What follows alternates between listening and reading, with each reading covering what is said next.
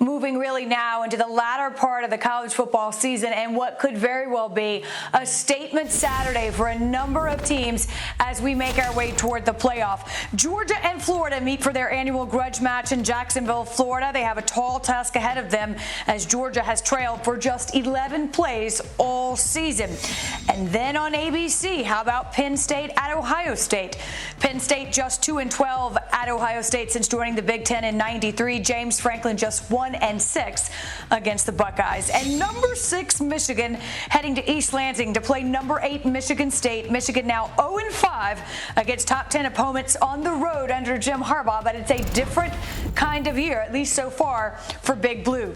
Here's how the top 3 in the Big Ten East will finish their seasons. After Penn State, the Buckeyes will have projected ranked games with Purdue, Michigan State, and Michigan. Michigan will play Penn State and Ohio State, and as for Michigan State, they will have to play Purdue, Penn State, and Ohio State. It has just been that kind of season, Greg. We've learned to expect the unexpected, but when you look ahead to Michigan State, in effect, is this a college football playoff elimination game?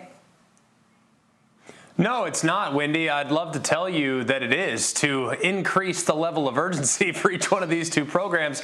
But really, even in defeat, both these teams can still ultimately get back to where they need to go. Now, they would need some help, and obviously losing this game would ultimately lead to them not necessarily controlling their own destiny, which is never a good feeling. It's never a comfortable feeling. However, when you look at Michigan, and you look at Michigan State for that matter, these are two programs that have done a remarkably good job up to this point. Let's start with Michigan.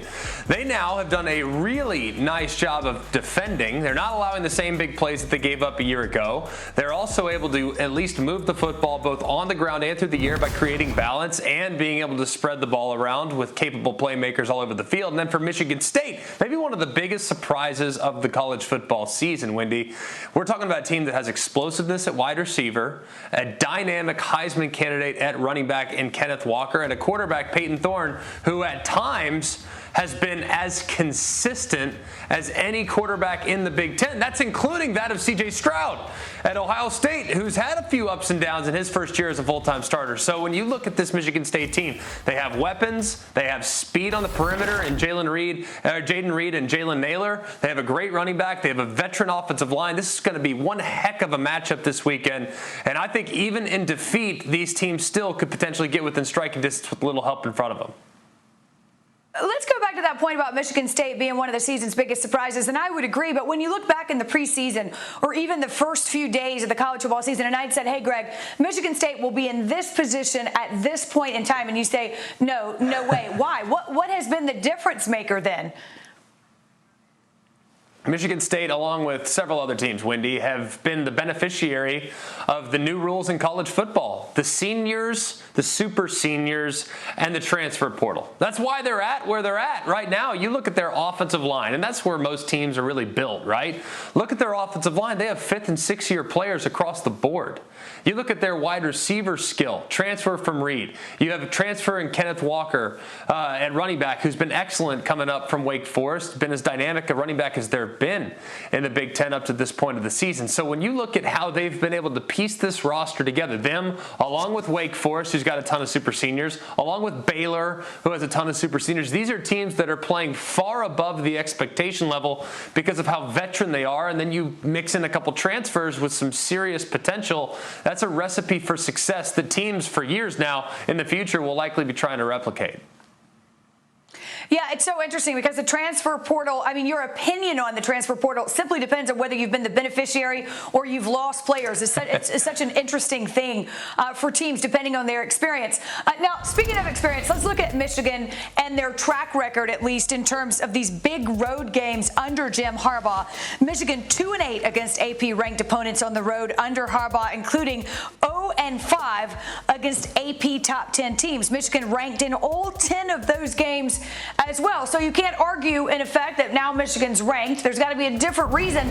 But I will say this, Greg, it feels like, and we'll see, that this is a different kind of year for Michigan. What has been the difference for the Wolverines?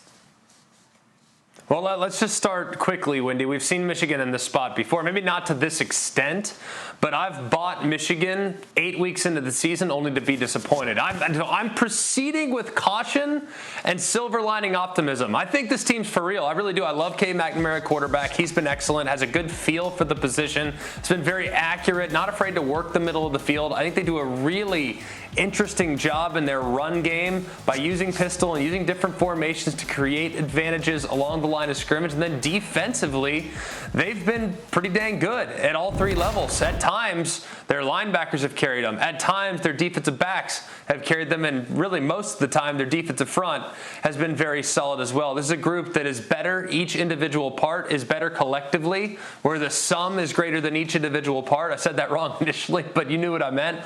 So I've been very impressed with Michigan. However, I'm not sure they've faced a dynamic passing attack just yet. These will be the best wide receivers that Michigan's seen up to this point, and potentially the most explosive offense they've seen up to this point. So I'm cautiously optimistic, but I reserve the right to change my mind next week if they get burned defensively.